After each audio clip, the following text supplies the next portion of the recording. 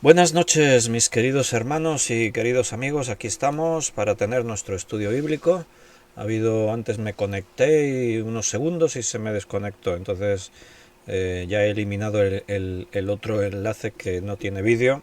Lo digo para evitar confusiones, pero alguien ya se había empezado a conectar por allí. Pero bueno, veo que ya habéis encontrado la conexión buena. Bien, vamos a estudiar personajes de la Biblia. Tenemos en marcha un personaje, Elías. Hemos visto 3 estudios y vamos a ver algunos más. Hoy retomamos, hoy, mañana, por lo menos 2 días y seguramente alguno más. Ya vamos a ir viendo sobre la marcha. Que el Señor nos vaya guiando en este tiempo de meditar sobre este personaje, uno de los peculiares de la Biblia, especiales por las cosas que ocurrieron en su vida, lo que Dios hizo con él. Mucho que aprender. Bien, vamos a orar en primer lugar para pedirle al Señor que Él nos dirija. Señor, muchas gracias por todo lo que haces en nuestra vida. Gracias, Señor, por tratar con nosotros siempre. Y gracias por hablarnos ahora en este tiempo, en este momento. Abrimos tu palabra, esperando y deseando escuchar tu voz y que los cambios, el crecimiento siga ocurriendo en cada uno. Queremos, Señor, ser en tus manos el ideal que tú tienes para nosotros, poder estar desarrollando y desempeñando la misión que nos has encomendado. Queremos formar parte de esta tu obra, Señor, haciendo tu voluntad, lo que tú quieras. Por eso venimos cada día a escuchar tu voz, abrir tu palabra y recibir lo que tengas que decirnos. Guíanos y enséñanos, danos sabiduría y bendice a todos mis hermanos. Te lo pedimos en el nombre de Jesús. Amén. Bueno, bienvenidos a todos, como he dicho antes, voy a mirar en el chat en directo los hermanos que han escrito algún saludo. Ahí está Miguel Torres, dice: buenas tardes, amado Pastor Víctor y hermanos en Cristo. Gracia y paz de Dios y Padre de nuestro Señor Jesucristo, muy contento de escuchar la enseñanza de la palabra de Dios en vivo. Me encuentro de viaje por provincia y bueno, hay lugares que no hay internet y no puedo ingresar en directo. Pido sus oraciones, que nuestro buen Dios use nuestra vida para bendición de las almas. Gran abrazo en el amor de Cristo. Pues oramos por ti, Miguel, y que Dios te bendiga en ese viaje y seguro que Dios tiene cuidado de todo. Más saludos, Rosario Rubín y Paco estarán ahí también. Buenas noches a todos, muchas bendiciones y gracias a Dios por su palabra. Beatriz dice: buenas noches, querido pastor y queridos hermanos, que la gracia y la paz del Señor Dios y del Señor Jesús sea con todos vosotros. Amén. Juan Bermudo: buenas tardes, mis queridos hermanos Víctor y todos, que la gracia y la paz de nuestro Señor estén en vuestros corazones. Y Beatriz dice: yo ya compartí el primero. Bueno, comparte el bueno. El primero ya está eliminado. Y ahí tenemos a Trini, Joan. No, perdón, me equivoqué de chat. Es que Zenbai. Saludos hermanos, Dios los bendiga a todos y gracias pastor por su tiempo. Trini y Joan también creo que están por ahí escuchando el estudio, pero no se escribió un saludo. Bien, voy a primer libro de Reyes, capítulo 18, porque estamos viendo la vida del profeta Elías. Y lo último que vimos ¿cuándo fue el último día? El viernes pasado. El viernes pasado estábamos viendo ese momento de Elías contra los 450 profetas de Baal y nos quedamos al final cuando descendió el fuego del cielo y la ofrenda, el holocausto que Elías había preparado fue consumida. Leíamos el versículo 38, primer libro de Reyes 18:38. Entonces cayó fuego de Jehová y consumió el holocausto, la leña, las piedras y el polvo, y aún lamió el agua que estaba en la zanja. Y viéndolo todo el pueblo se postraron y dijeron: Jehová es el Dios, Jehová es el Dios. Ahí nos habíamos detenido. Todavía quedan muchos episodios en la vida de Elías de los que vamos a aprender cosas importantes. Pero fíjate, la reacción del pueblo. El pueblo estaban ahí todos esperando, querían ver milagros. Y cuando el pueblo ve milagros, pues se entusiasman, se ponen todos bien entusiasmados y qué bien, ha descendido fuego del cielo, estaban impresionados, ¿no? ¿Y qué dijeron? Pues Jehová es Dios. Pero el último estudio decíamos que no por ver milagros quiere decir que uno ya cree de verdad en el Señor. Creer es una decisión que tomamos en lo profundo de nuestro corazón y de nuestro pensamiento. Creer en Dios es la decisión que tomamos de aceptar las condiciones de Dios en el pacto. Nosotros estamos en un nuevo pacto en su sangre, la sangre de Cristo. Tomar el compromiso de seguirle, de obedecerle, de creerle. Eso es creer. Eso es estar dispuestos a obedecer a Dios. Porque hay muchas formas de creer. También los demonios creen y hasta tiemblan, pero eso no los va a salvar. Hay personas que creen en la Biblia, en Dios, en Jesucristo, pero creen a su manera. Y solo hay una manera que puede conducirte a la salvación, a establecerte como un verdadero hijo de Dios, que es la manera de Dios. Como Dios nos ha dicho, como Dios nos enseñó, como Él ha establecido los principios que Él ha dejado y que tenemos en su palabra. El pueblo, podemos ver el testimonio de ellos de lo que pasó después más adelante y qué hizo Israel. Siguieron adorando a dioses falsos y siguieron rebeldes contra Dios y siguieron dándole la espalda a Dios. Ahí tenemos a Acab, que es el rey, y Jezabel, su esposa. Ellos acaban de ver, como el resto del pueblo, la demostración de, por un lado, de la falsedad de Baal, porque Baal no ha podido hacer nada, a pesar de que tenía 450 profetas desde muy temprano en la mañana, clamando, saltando, gritando, lacerándose hasta que chorreaba la sangre y gritando, y nadie respondió. ¿Por qué? Porque Baal es un ídolo muerto, no puede responder, no tiene poder. Y en cambio Elías llega, ora a Dios y cae fuego del cielo y lo consume todo. Todos han visto esa demostración de poder. Acab y Jezabel también acaban de contemplar con sus ojos el poder de Dios. ¿Pero y qué? ¿Cambia eso sus vidas? No. Siguieron en las suyas. Al contrario, Jezabel ahora manifiesta un odio terrible hacia Elías. Ya tenía odio contra Elías, pero ahora no hemos leído, pero los 450 profetas de Baal van a ser ejecutados por el pueblo.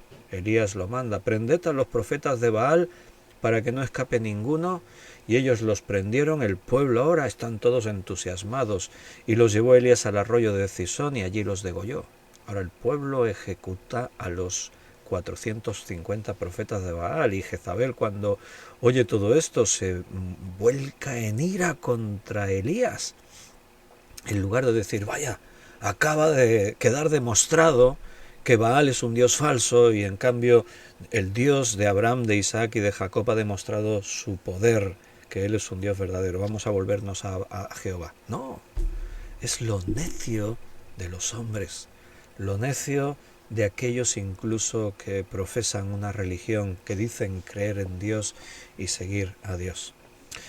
Entonces, bueno, pues aquí ahora en primer libro de Reyes estamos capítulo 18, si te fijas del versículo 41 al 46, ahora, después de 3 años y medio sin llover, en esta demostración del poder de Dios, habiendo sido eliminados los profetas de Baal, ahora la lluvia va a volver sobre el territorio de Israel. Vamos a leer este pasaje, primer libro de Reyes 18, 41 al 46. Entonces Elías dijo a Acab: sube, come y bebe, porque una lluvia grande se oye. Acab subió a comer y a beber, y Elías subió a la cumbre del Carmelo, y postrándose en tierra puso su rostro entre las rodillas. Y dijo a su criado: sube ahora y mira hacia el mar. Y él subió y miró y dijo: no hay nada. Y él volvió a decir: vuelve 7 veces. Ahí en Apocalipsis estamos explicando el significado de los números, el 7. Vuelve 7 veces, y la 7ª vez dijo: yo veo una pequeña nube como la palma de la mano de un hombre que sube del mar. Y él dijo: ve y di a Acab: unce tu carro y desciende para que la lluvia no te ataje. Y aconteció estando en esto que los cielos se oscurecieron con nubes y viento, y hubo una gran lluvia, y subiendo Acab vino a Jezreel, y la mano de Jehová estuvo sobre Elías, el cual ciñó sus lomos y corrió delante de Acab hasta llegar a Jezreel. Bueno, pues la lluvia ha vuelto. ¿Por qué no llovió durante la tierra por 3 años y medio? Porque Elías oró a Dios para que quedase demostrado que Dios es el único Dios verdadero. Y si Dios dice que no va a llover, no va a llover. Baal es el Dios del clima, de los cielos, pero él no puede hacer nada. Si Dios decide que no llueve, no llueve. Y ahora, ¿qué está haciendo Elías? Está orando. Está en el monte Carmelo y te puedes imaginar la escena. Postrándose en tierra, puso su rostro sobre sus rodillas. Está inclinado y es una actitud de oración. Y le dice a su criado, sube y mira hacia el mar. Y él sube y no hay nada. Hazlo 7 veces.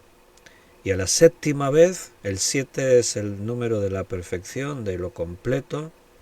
La 7ª vez dice, veo una nube que sube del mar. Por cierto, ahí tienes un detalle científico. ¿De dónde se forman las nubes? Del agua del mar, que cuando se evapora, se condensa y forma las nubes. Las nubes son agua en forma de vapor y ocurre ahí en el mar. Los cambios de temperaturas provocan esa formación de nubes. Y entonces esas nubes que se forman en el mar y los vientos las arrastran tierra adentro, lo has leído ahí, con nubes y viento, y entonces al entrar tierra adentro vuelve a haber un cambio de temperatura y el agua en vapor se transforma en agua líquida y cae sobre la tierra. Y ese ciclo del agua está explicado en algunos lugares del Antiguo Testamento en la Biblia. Términos científicos que en esa época nadie los sabía, pero Dios los reveló a sus escritores, a sus profetas, y se pueden percibir ahí, ¿no? Hay un dato curioso, así a modo de que lo podamos comentar, cuando dice ahí en el versículo 46, y la mano de Jehová estuvo sobre Elías, el cual ciñó sus lomos. ¿Entiende esa expresión de ceñir los lomos? O sea, ceñir los lomos es coger la ropa que uno tiene y atársela así como a la cintura. Es como cuando Jesús cuando estaba con los apóstoles y les lavó los pies, dice, y ciñéndose una toalla. O sea, ceñir en los lomos, pues eso es ajustarte la ropa. Porque ¿qué hizo Elías? Salió corriendo. Entonces se preparó, cogió su túnica, se la ató, se la ciñó, se la ató, porque tenía pensado hacer una carrera. Acab iba montado en su carro. Era un carro seguramente veloz, con caballos, y Elías no se subió con Acab en su carro, sino que fue corriendo. Estaban, recuerda, en el monte Carmelo y corrió hasta Jezreel. ¿Sabes qué distancia hay del monte Carmelo a Jezreel? ¿Quién lo sabe? ¿Cuánto corrió Elías? Pues a mí me dice que este hombre estaba bien atlético. Bueno, hay que decir que la mano de Jehová estuvo sobre Elías. Dios le dio fuerza. Pero bueno, en cualquier caso, Elías debía estar en forma, atlético, porque corrió casi lo que es una maratón.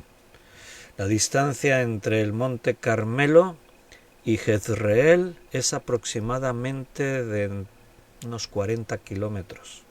Dependiendo de qué punto, podrían ser 35, 40 kilómetros. ¿Sí? ¿Lo sabéis este dato? Pues eso es correr mucho. Delante de Acab fue corriendo hasta llegar a Jezreel. Eso es correr mucho. Bueno, tenemos que resaltar ese detalle. La mano de Jehová estuvo sobre Elías, el cual ciñó sus lomos y corrió. Dios nos da fuerzas.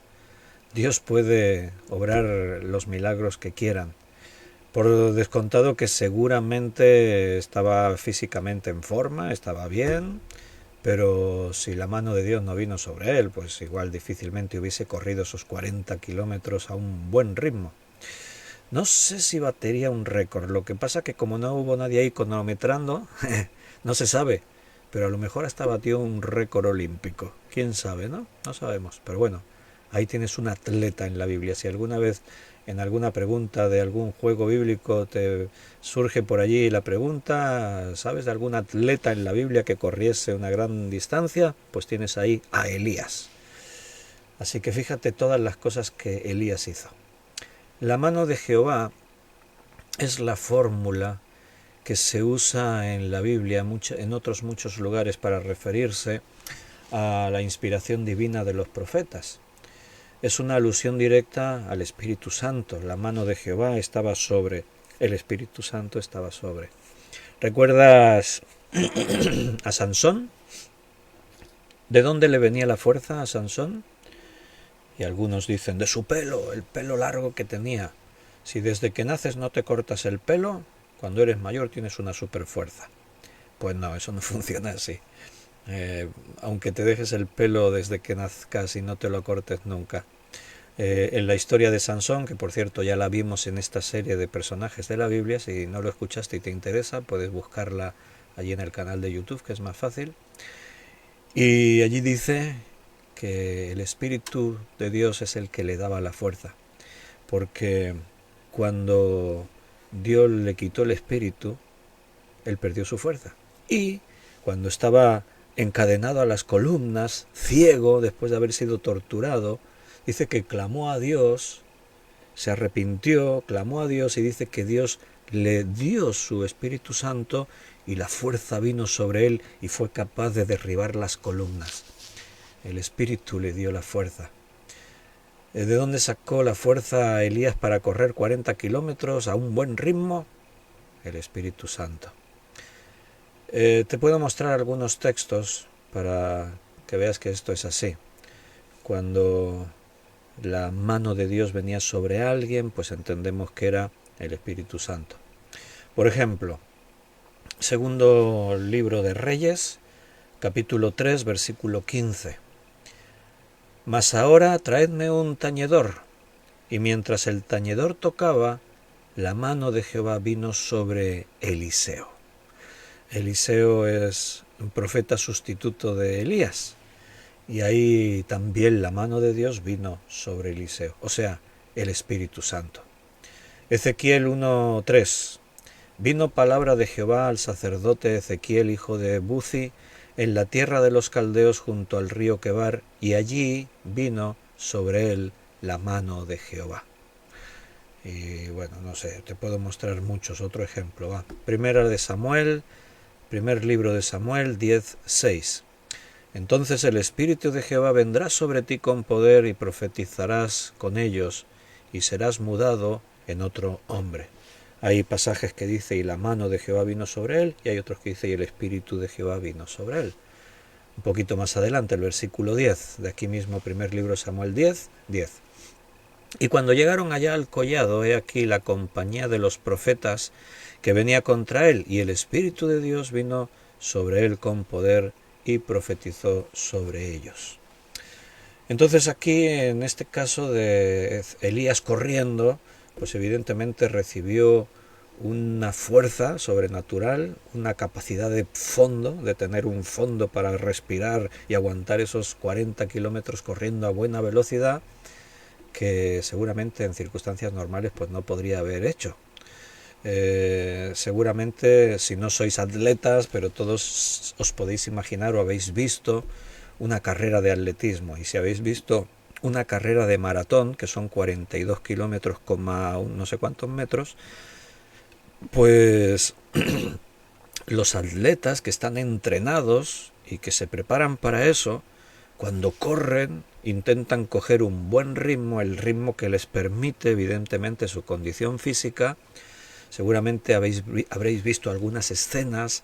El final de la maratón termina en el Estadio Olímpico y muchas veces hemos visto escenas en televisión, ¿no?, de los atletas llegando a la meta exhaustos. Algunos se caen al suelo, ya no pueden más, están... Y parece que no fue el caso de Acab. Acab corrió a buen ritmo, ya digo, igual batió un récord, pero llegó bien. ¿De dónde salió eso? Porque la mano de Jehová estaba sobre él. Si quieres algún texto sobre lo que te comentaba antes de Sansón, pues puedes apuntarte el libro de Jueces, capítulo 14, versículo 16. Y el Espíritu de Jehová vino sobre Sansón, quien despedazó al león como quien despedaza un cabrito sin tener nada en su mano, y no declaró ni a su padre ni a su madre lo que había hecho. Y en el versículo 9 de este capítulo dice, y tomándolo en sus manos se fue comiéndolo por el camino, y cuando alcanzó a su padre y a su madre les dio también a ellos que comiesen, mas no les descubrió que había tomado aquella miel del cuerpo del león. Y más adelante, un poquito más adelante, tienes la otra escena bajo las columnas en las que Sansón vuelve a recuperar, Dios le vuelve a dar su espíritu y él vuelve a recuperar su fuerza. Bien, entonces, cuando vemos a Elías orando, podemos aprender muchas cosas. En primer lugar, el lugar. Jesús decía, y tú, cuando entres en tu aposento y cerrada la puerta, ora a tu Padre que está en secreto, y tu Padre que se ve en secreto te recompensará en público. O sea, Jesús decía que hay una oración íntima, personal, profunda con Dios, que tienes que hacerla en privado, o sea, en secreto. No quiere decir que nadie te vaya a ver, no, sino simplemente donde no te distraigas con cosas, donde nadie te pueda interrumpir, donde puedas estar tranquilo, tú y Dios, un tiempo especial. Tú sabes que puedes orar en cualquier momento, cuando vas conduciendo, cuando vas caminando por la calle, cuando estás en la cola del banco, del médico, donde sea, puedes orar en cualquier lugar, en cualquier momento. Pero evidentemente, seguramente tú has comprobado que hay diferentes tipos de oración. Esas oraciones llegan a Dios, por supuesto, pero son oraciones esporádicas, limitadas. En cambio, cuando tú entras a la presencia de Dios en un tiempo privado de oración, es otro plan, es otra dimensión, es entrar en la presencia de Dios de otra forma. Entonces, en primer lugar, aunque Elías recibió la promesa de la provisión de Dios, nunca debemos dejar de orar para conseguirlo. Y aquí Elías dice que se fue al monte Carmelo. Elías subió a la cumbre del monte Carmelo y postrándose en tierra puso su rostro entre las rodillas. O sea, él se fue a lo alto del monte para orar. ¿Por qué? Las montañas siempre tienen algo especial. Jesús dice que se levantaba a veces cuando aún era de noche y se apartaba a lugares solitarios para orar. Una de las cosas que tienen las montañas altas, la cumbre de una montaña, es que no todo el mundo sube allí. Hoy en día hay montañas muy concurridas. Hay imágenes de la montaña más alta del mundo, del Everest, y filas de montañeros haciendo cola allí intentando hacer la ruta para subir la montaña. Sabéis que a mí me gusta la montaña y he subido muchas montañas. He subido el Mont Blanc, que es el pico más alto de Europa, cerca de 5.000 metros de altitud, y otras muchas montañas en Pirineos, en los Alpes, picos de Europa, Sierra Nevada, en otros lugares, ¿no? Nunca he ido al Himalaya, tampoco me lo he planteado nunca, ir a subir 8.000, porque ese ya es otra dimensión y estás en lo que se denomina zona de la muerte. Hay una alta probabilidad de que mueras en ese intento, y la montaña no es para eso, para que vayas a morir allí, sino para disfrutar la naturaleza, incluso en lo que estamos hablando en aspectos espirituales. Entonces, estar en una montaña simplemente cumplía esa finalidad, buscar un sitio donde nadie te estorbase. En los tiempos de Elías la gente no tenía por costumbre, vamos a subir a lo alto de la montaña, ¿no? Hoy en día esto está como muy de moda, el turismo rural, y muchos que sin ni siquiera ser montañeros se atreven a meterse ahí en excursiones para subir montañas, y te encuentras a veces esos entornos masificados de gente. De hecho, me acuerdo y echo de menos cuando yo era joven y empezaba a subir montañas, que había mucha menos concentración de personas en esos lugares. Era una actividad más reservada a unos pocos, pero las cosas cambian, ¿no? También hay que decir que eso aumenta mucho los accidentes mortales en las montañas, pero bueno. Entonces él busca un lugar, como Jesús hacía, un lugar solitario donde poder orar. También entendemos por lo que dice el contexto que desde ese lugar se veía el mar, y entonces se cumple ese propósito de decir, vamos a ver cómo se forman las nubes después de hacer esta oración. Entonces, eso en primer lugar. En segundo lugar está la postura que tomó, postrado en tierra y su rostro puesto entre las rodillas. La Biblia nos enseña que se puede orar de muchas posturas distintas. O sea, no es que haya una postura específica para la oración. Sí, siempre que ores hay que hacerlo así. No, tú vas a encontrar en la Biblia personas orando de pie, y de pie incluso con las manos bajadas o con las manos levantadas. Vas a encontrar personas orando sentados, personas orando de rodillas, personas orando tumbados con su rostro al suelo. Se puede orar de muchas maneras distintas, aunque es cierto que algunas formas de oración pueden favorecer o invitar más a una situación, a un estado de ánimo que otro, ¿no? Por ejemplo, la actitud de orar de rodillas es una actitud de humillación ante Dios y de reconocimiento y de temor a Dios. El otro día estábamos viendo que a Pablo dice, y puesto de rodillas, oró, o sea, oro por vosotros, por los hermanos, puesto de rodillas. O sea, la actitud de decir, me voy a poner de rodillas, es como voy a intensificar más esa oración, es como que pones más celo, más pasión, más corazón en esa oración, ¿no? Es una forma de humillarnos ante Dios. Lo puedes hacer donde quieras. Yo estoy en la iglesia a veces orando, predicando, orando, y de pronto desde delante se ve y veo a algún hermano que en la oración se puso de rodillas. Me parece estupendo. Que no estés preocupado si me ven o no me ven, que simplemente en ese momento tú sientes que quieres ponerte de rodillas ante Dios y lo hagas. Lo puedes hacer en privado, claro, también. En la iglesia sí se puede, pero más en privado todavía, ¿no? En tercer lugar, vemos la importancia de perseverar en oración cuando vemos que Elías perseveró. Ora una vez, mira hacia el mar, ¿ves algo? No, bueno, voy a volver. 7 veces repitió lo mismo. O sea, él oró una vez, oró 2 veces, oró 3 veces, oró 4 veces, 5, 6 y 7, hasta que las nubes aparecieron. ¿Y por qué? Dios no le escuchaba. Sí, hombre, fíjate lo de antes con el holocausto. Oró una vez y cayó el fuego del cielo.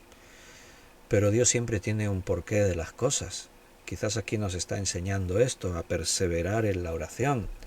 Elías no tenía por qué orar 7 veces, con uno hubiese bastado, porque Dios estaba en un propósito y Dios estaba escuchándole, pero las cosas que ocurrieron son para testimonio a nosotros, y a veces Dios nos pide el perseverar en la oración.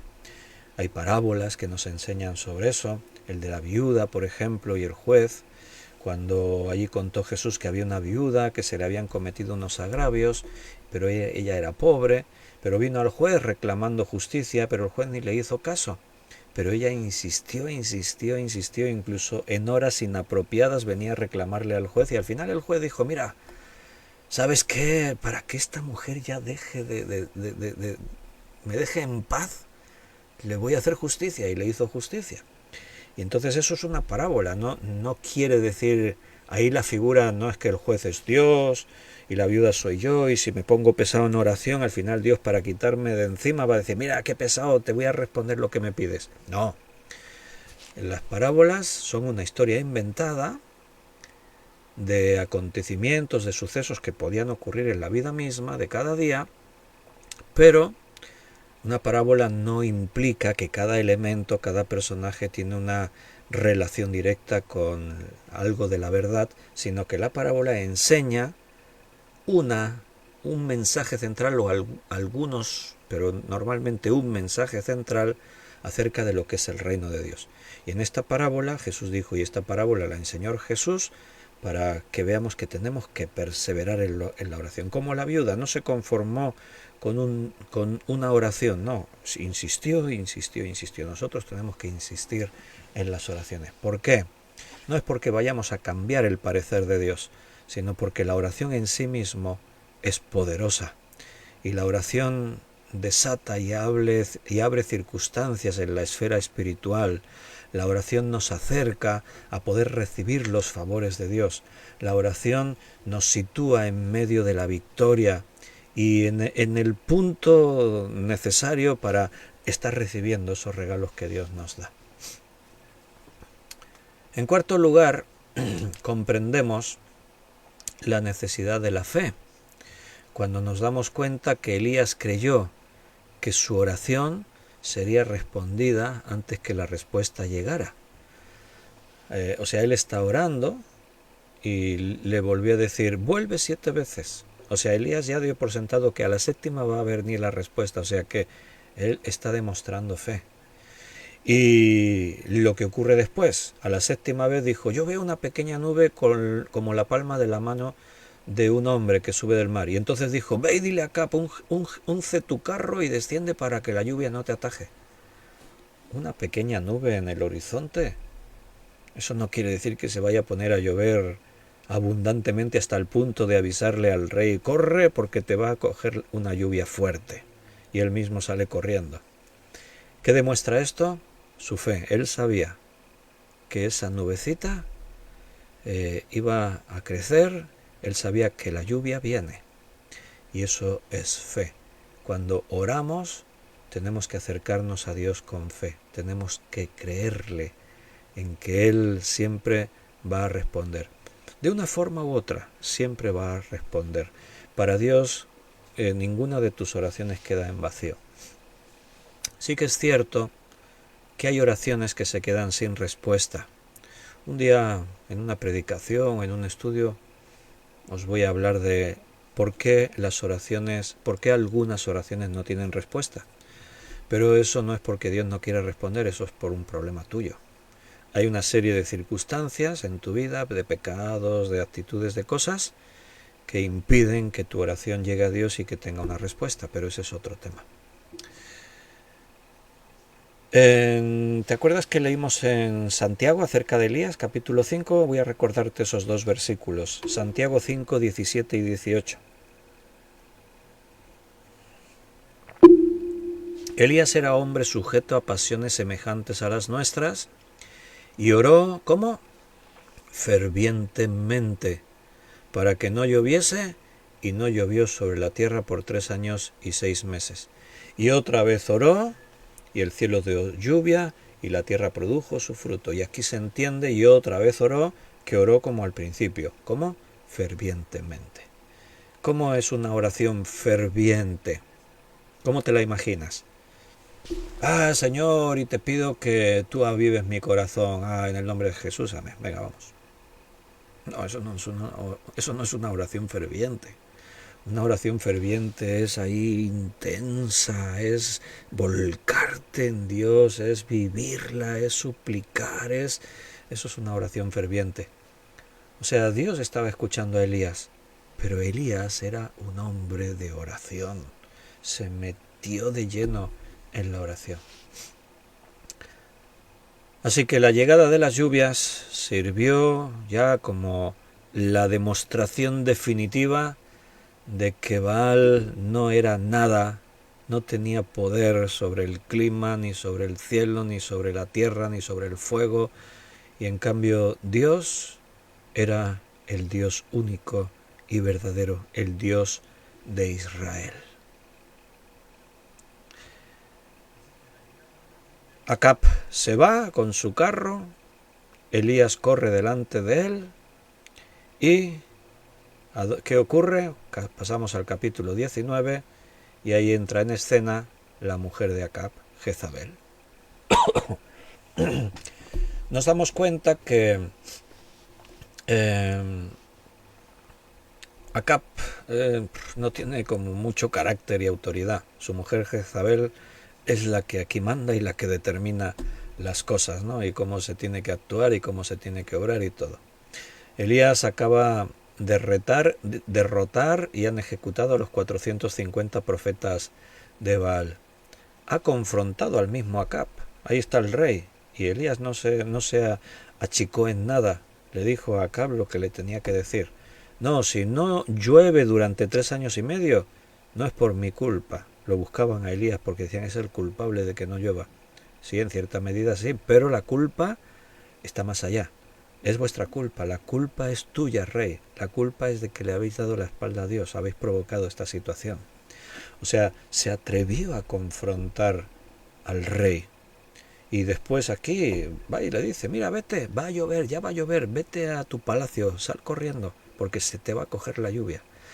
O sea, qué buen corazón, ¿no? El de Elías preocupándose de que el rey no se vaya a encontrar ahí con toda la lluvia cayendo. Bueno, no sé si era por eso, pero sí que sé que era para que el rey entendiese. Ahora va a llover porque Dios ha dicho que va a llover. He orado a Dios y ahora va a llover. Así que corre porque te sorprenderá la lluvia en el camino. Esto era para que quedase claro que fue Dios quien impidió que lloviese en 3 años y medio y el que ahora va a permitir que vuelva a llover sobre la tierra. Entonces, hasta ahora hemos visto a un Elías valiente, capaz de enfrentar a los profetas, al rey, a todo, ¿no? Evidentemente Jezabel no ha estado presente en el Monte Carmelo, en todo lo que ha pasado, y esta carrera de Elías representaba un nuevo peligro para ella. Este corrió a Beerseba, que es la ciudad más meridional del reino de Judá al sur. Vamos a leer un poquito ahí. Primer libro de Reyes 19:1. Acab dio a Jezabel la nueva de todo lo que Elías había hecho y de cómo había matado a espada a todos los profetas. Imagínate la cara de Jezabel escuchando todo eso. ¿Cómo? Como dice nuestro director del Seminario Bíblico de Fe, la Yesi, le llama él. Jezabel, la Yesi. Entonces envió la Yesi a Elías un mensajero diciendo, así me hagan los dioses y aún me añadan si mañana a estas horas yo no he puesto tu persona como la de uno de ellos. Aquí hay una amenaza en toda regla de Jezabel contra Elías. Y ahora ocurre algo ahí que no nos esperábamos. Hemos estado contemplando a un Elías aquí, bueno, realmente pletórico. Un Elías aquí superando todos los obstáculos, pero con un descaro, enfrentándose al rey, a los profetas, haciendo ironía. Gritad, gritad más fuerte, que es que estará dormido, no se escucha, o estará de camino. Y ahora, lo que ocurre a continuación nos va a dejar así como... Ahora lo vamos a ir viendo, ¿eh? El reporte, la noticia, Jezabel llega como un golpe a la Jezabel en su... Le golpea en su punto más... que más le dolió. O sea, Baal y Astarot eran sus dioses. Y ella tenía una estima muy alta hacia estos dioses y hacia sus sacerdotes, ¿no? Entonces, bueno, ahora están todos muertos por la mano de Elías. Fíjate la amenaza de Jezabel. Así me hagan los dioses y aún me añadan si mañana a estas horas yo no he puesto tu persona como la de uno de ellos. Esta confrontación que han habido en el Monte Carmelo ya se ha quedado atrás. Ahora ella, lo que antes decía, ¿no? Qué locura, qué poca lógica cuando alguien ve la demostración del Dios verdadero y aún sigue pensando el silencio de Baal y el fuego de Dios cayendo del cielo es una prueba inequívoca de que Dios es el Dios verdadero y que los demás son falsos. Pero fíjate, ella hace un voto para matar a Elías. ¿Y en qué se basa? En sus dioses. Sigue en lo suyo. así me hagan los dioses. A ver, pero si los dioses no han podido hacer nada allí en el Monte Carmelo, ni contando con 450 profetas, ¿esperas que ahora los dioses sí te escuchen? O sea, ¿cómo puede llegar la gente a ser tan necia? De ver con sus propios ojos la evidencia de que esto es un ídolo, está muerto y no puede hacer nada, y aún así, ay, tú eres mi Dios y te pido que no sé qué, que no sé cuántos, ¿no? Bueno, aquí queda demostrada la mentira que hay detrás de la idolatría, ¿no? Ella responde con un voto de matar en 24 horas. Si mañana, o sea, te doy de plazo 24 horas, al hombre que acaba de demostrar que Baal y Astarot y los demás dioses son falsos, y acaba de demostrar la gloria del Dios verdadero.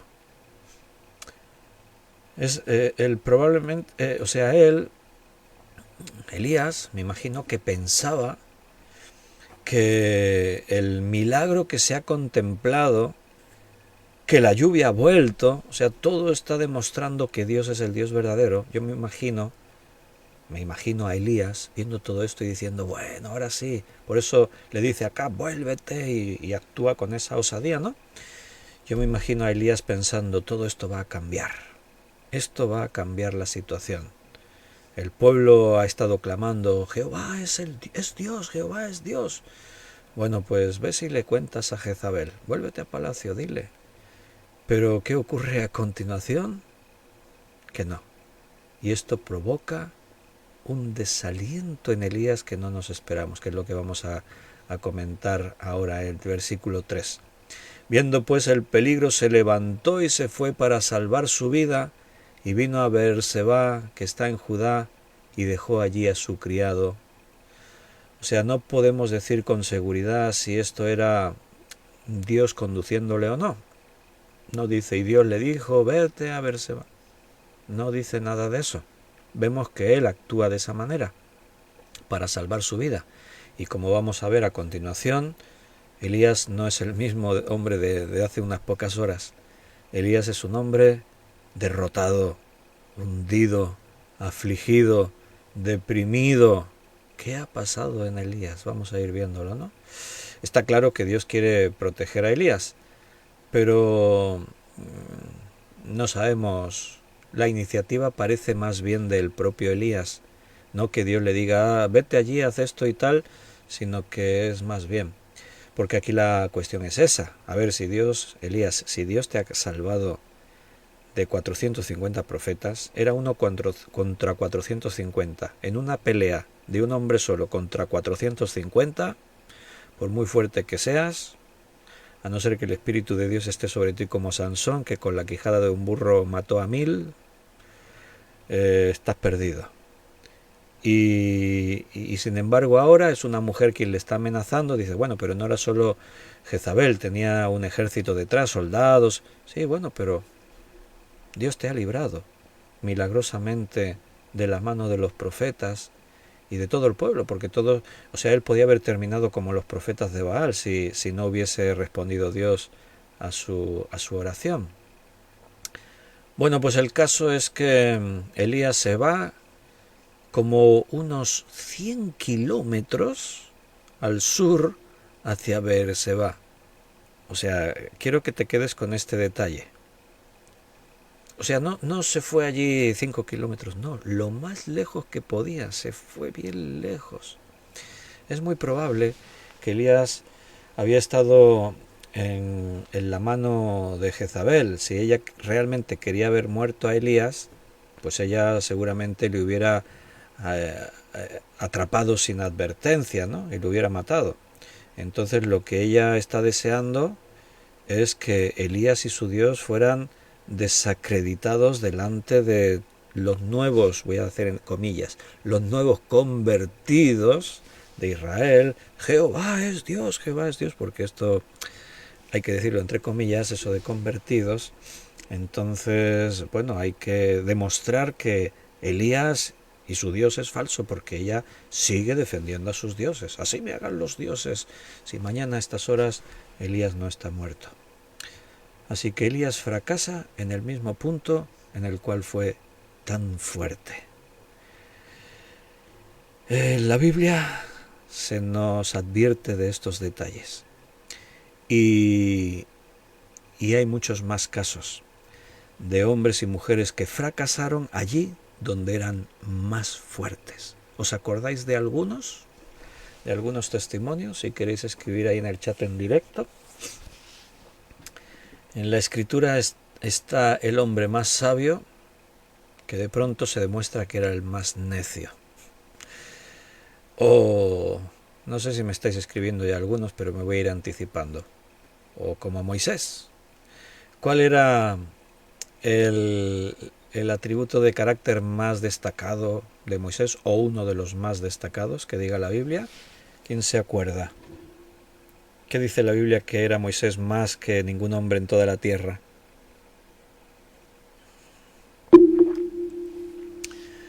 Pues dice que Moisés era el hombre más manso de toda la tierra. Mansedumbre es dominio propio. ¿Y dónde falló Moisés? En una falta de mansedumbre, de dominio propio.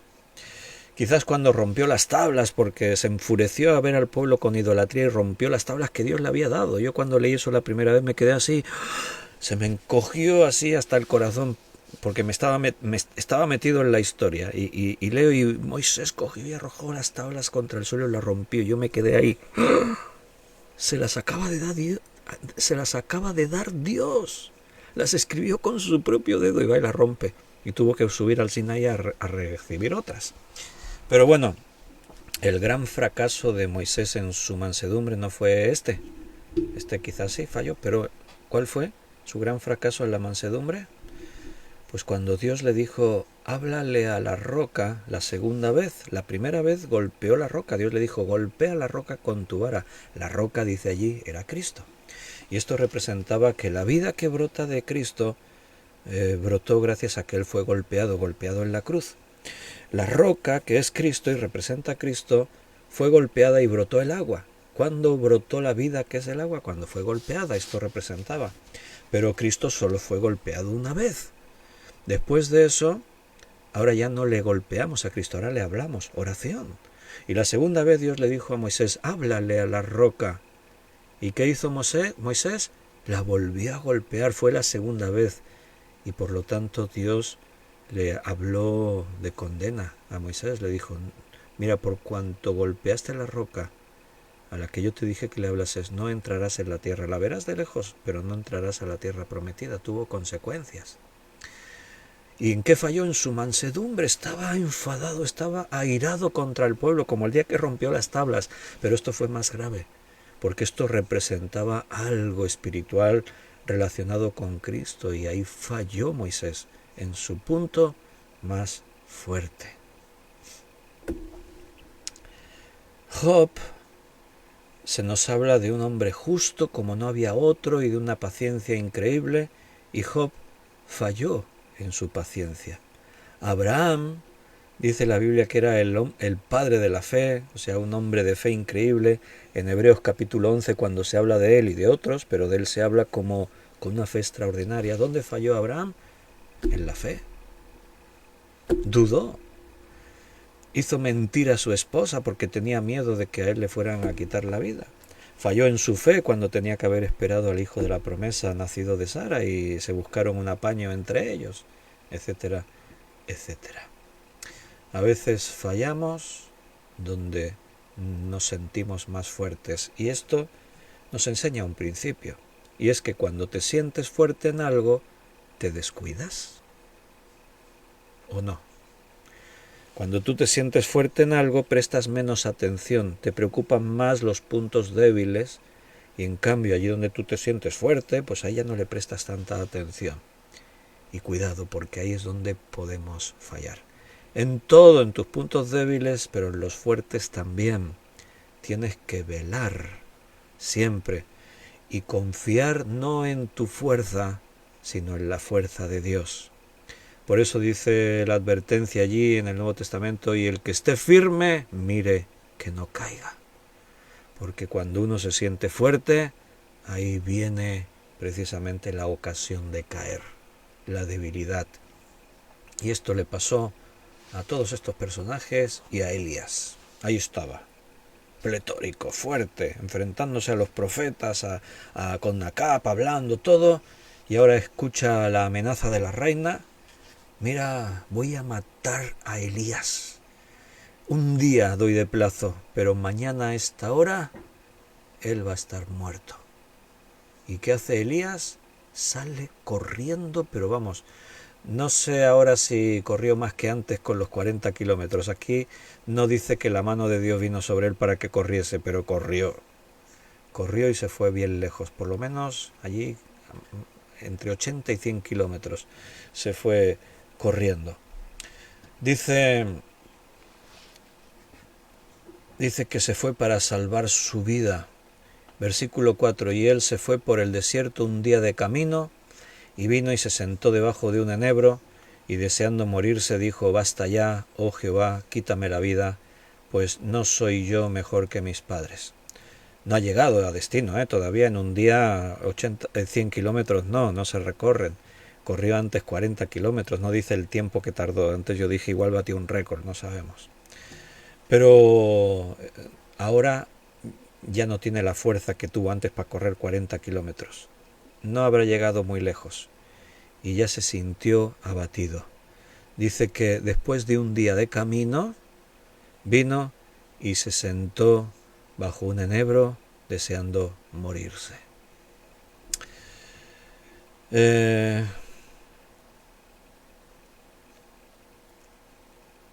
Este hombre, poderoso en oración, en fe, para hacer que no llueva durante 3 años y medio y que después venga y llueva de pronto, como hemos dicho, todo lo que hemos visto, los profetas, todo. Y ahora lo vemos ahí más deprimido imposible. O sea, tocando fondo, deseando morirse. Bueno, esto sí que nos sorprende. O no nos sorprende tanto. Porque si te conoces a ti mismo, sabes que el carácter del ser humano es así. Y cuando digo ser humano me refiero al creyente, a la persona. Aunque seamos creyentes, nuestro carácter es así. Un día te vas a comer el mundo en fe y al otro día no te quieres levantar de la cama y ya quieres morirte.